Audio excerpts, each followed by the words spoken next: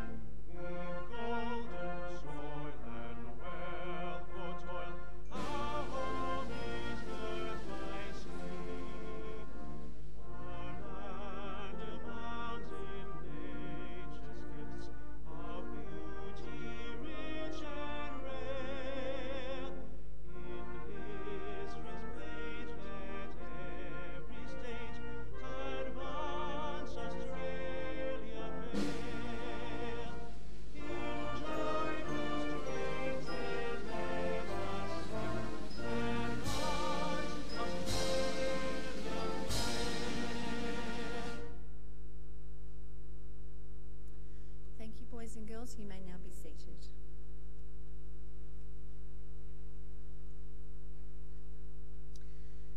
The Australian War Memorial was the vision of Charles Bean, Australia's First World War official historian. Bean landed with the Australian troops on Gallipoli and stayed with them at the front through to the end of the war. The idea of this national memorial and museum came to him at Pozières, France, in the depths of the bloody fighting of 1916. Bean's idea was that this would be a place where families and friends could mourn loved ones buried in faraway places. It would also be a place that could help all Australians understand what these men and women had endured and what they had done for us. Bean's vision, to which we remain true, is best expressed as inscribed at the entrance to the memorial's galleries.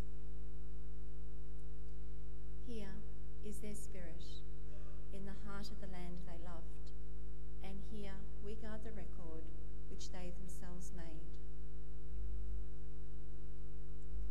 Tonight, we will read the story behind just one of those on the Roll of Honour, which lists the names of more than 102,000 men and women who have given their lives for us in war and operations for over more than a century.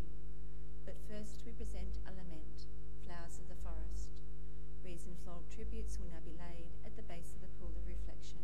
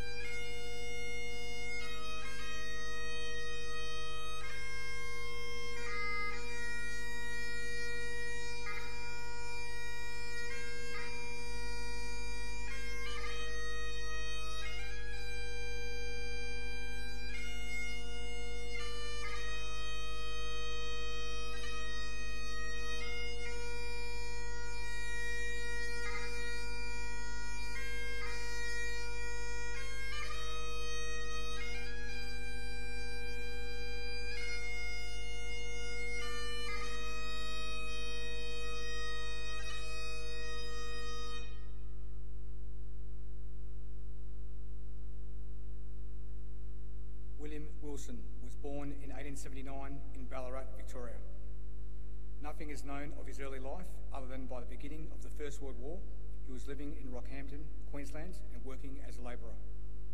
He enlisted in Rockhampton on the 16th of December 1914, and after initial training was allotted to the 3rd Reinforcements to the 9th Battalion. Wilson left Brisbane 2 months later aboard the transport ship Seng Chun, bound for Egypt. After a brief stop in Egypt, Private Wilson was sent to Gallipoli, where he joined the 9th Battalion at the beginning of May. A fortnight later, he took part in the defence of the Australian line when a counterattack by Ottoman infantry attempted to drive the Australians into the sea. Wilson was evacuated to Malta in July with hemorrhoids, and in late August was transferred to England and hospitalised at Bethnal Green. From late September 1915 to January 1916, Wilson was admitted on several occasions to Veneur Citadel, Portland, with recurring skin complaint. In December, he was charged with overstaying his leave. He was confined to barracks for 3 days and forfeited 4 days' pay. It is likely that during this time, he married a lady by the name of Nora. Wilson returned to Egypt in March 1916 and rejoined the 9th Battalion. At the end of the month, the battalion sailed for France, disembarking at Marseille in early April. By the 19th of April, the 9th Battalion was in reserve billets near Rouge-de-Boux, 1 mile behind the French front line near Armentières. Intermittent artillery fire was landing nearby. Early in the afternoon, on the 20th of April, tragedy struck when the battalion's Charlie Company billets were heavily shelled. 1 shell landed outside a canvas tent, wounding 4 soldiers.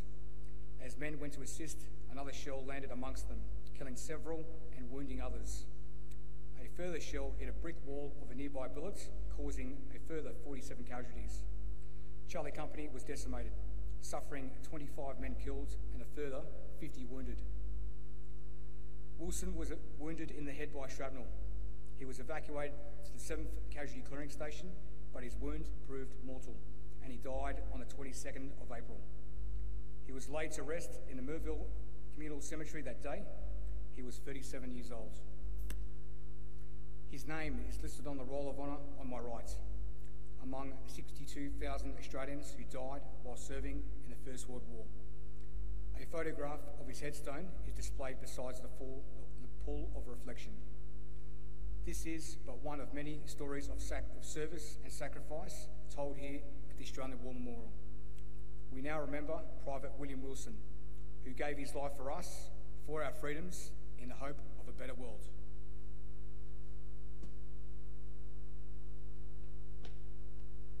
Boys and girls, could you please stand for the ode and last post?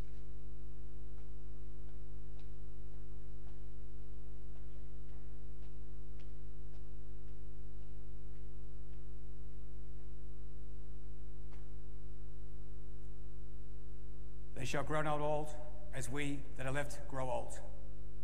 Age shall not weary them, nor the years condemn. At the going down of the sun, and in the morning, we will remember them.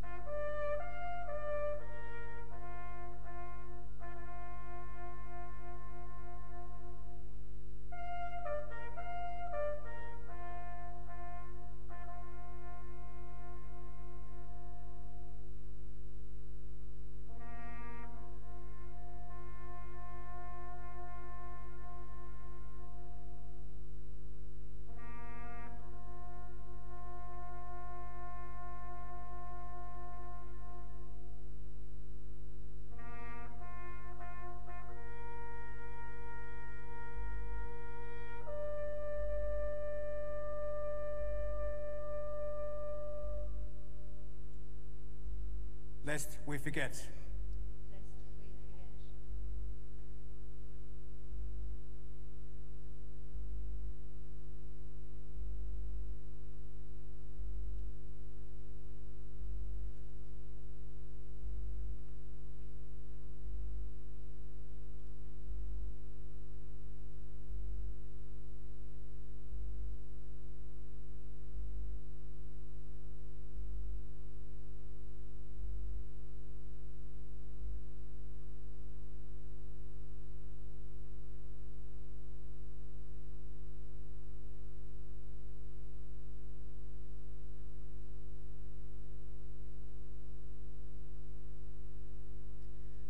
We leave you this evening with the words of the memorial's founder, Charles Bean.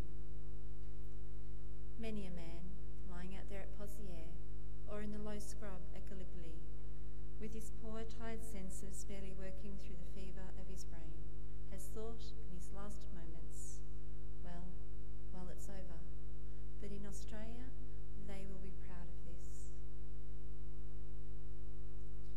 Ladies and gentlemen, girls and boys, that concludes this